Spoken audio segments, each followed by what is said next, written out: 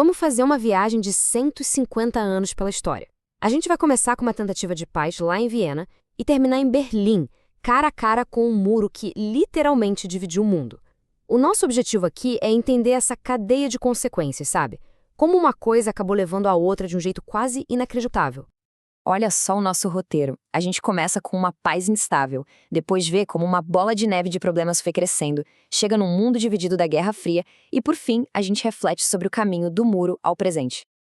Então, vamos lá. Nossa primeira parte. A paz instável. A gente está voltando lá para o início do século XIX. Pensa assim. Europa estava exausta, tentando se recuperar de anos e anos de guerra. O problema é que, ao tentar arrumar a casa, eles acabaram, sem querer, plantando as sementes de confusões muito maiores que viriam pela frente. E aqui está a pergunta central, né? O grande paradoxo que a gente vai explorar. Como é que pode uma tentativa de paz acabar gerando um século inteiro de guerras? Parece que não faz sentido, mas é exatamente isso que a gente vai desvendar. Então, o ponto de partida é 1815. Napoleão finalmente foi derrotado, e as grandes potências da Europa se reuniram na famosa Conferência de Viena. A ideia, na teoria, era ótima. Vamos arrumar a casa, sabe? Redesenhar o mapa, criar um equilíbrio de poder para ninguém mais sair guerreando por aí. Só que, na prática, por baixo dos panos, as ambições de cada país continuavam ali, fervendo. E claro, essa paz não durou muito tempo. As rachaduras começaram a aparecer bem rápido. Dá uma olhada. Em 1871, a Guerra Franco-Prussiana dá origem a uma Alemanha unificada superpoderosa. Aí, lá em 1905, o Japão vence a Rússia, mostrando que o poder não estava mais só na Europa. E, para piorar tudo, a corrida imperialista, a disputa por colônias, estava jogando todo mundo contra todo mundo. Vamos focar um pouco nessa guerra entre Prússia e França, porque ela é uma peça-chave. É o primeiro dominó caindo. A vitória da Prússia não só criou a Alemanha, como a gente conhece, um gigante bem no meio da Europa, como também deixou a França, humilhada. E esse sentimento de humilhação, esse desejo de revanche, ficou guardado por décadas. Essa rivalidade franco-alemã vai ser o motor de muita coisa que vem depois. E o problema é que essa briga não ficou só em Europa, não. O mundo inteiro virou um grande tabuleiro. É o que a gente chama de imperialismo. Basicamente, as nações poderosas da Europa saíram dominando terras na África, na Ásia, tudo para pegar riquezas e aumentar a influência. E essa competição global, claro, só jogou mais lenha na fogueira que já estava queimando no continente europeu. E é aí que a gente entra na nossa segunda parte. Pensa em todas essas rivalidades. Toda essa tensão acumulada. Ela começa a ganhar velocidade, sabe? Vira uma verdadeira bola de neve, rolando o morro abaixo e ficando cada vez maior e mais perigosa. É exatamente isso. Todas essas rivalidades foram crescendo como uma bola de neve. Essa frase resume tudo. Não foi uma coisinha só que deu errado. Foi um acúmulo de orgulho ferido, de medo, de ambição, que foi crescendo, crescendo, até ficar impossível de parar. E aqui está a receita do desastre passo a passo. Primeiro, as rivalidades acumuladas criaram um verdadeiro barril de pólvora.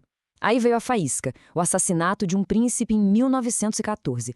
Isso foi o estopim. Por causa de um sistema complexo de alianças, um país foi puxando o outro para a briga e, de repente, Primeira Guerra Mundial. O saldo foi devastador. E no final, o Tratado de Paz humilhou tanto a Alemanha que, em vez de paz, ele plantou mais raiva, mais ressentimento, o ciclo recomeçou. E o que acontece quando se tem crise, raiva e humilhação? É o terreno perfeito para ideologias radicais. De um lado, na Alemanha, surge o nazismo. Hitler prometia restaurar a grandeza do país, mas com um discurso de ódio, violência e superioridade racial. Do outro lado, na União Soviética, o comunismo defendia o fim da propriedade privada, uma ideia que apavorava os países capitalistas. O mundo claramente estava se dividindo em dois extremos. Pois é, a bola de neve finalmente bateu e o impacto foi a Segunda Guerra Mundial. E o mais impressionante é que, quando a poeira baixou, o que sobrou não foi a paz. O que sobrou foi um mundo quebrado, dividido no meio por uma nova briga, dessa vez ideológica.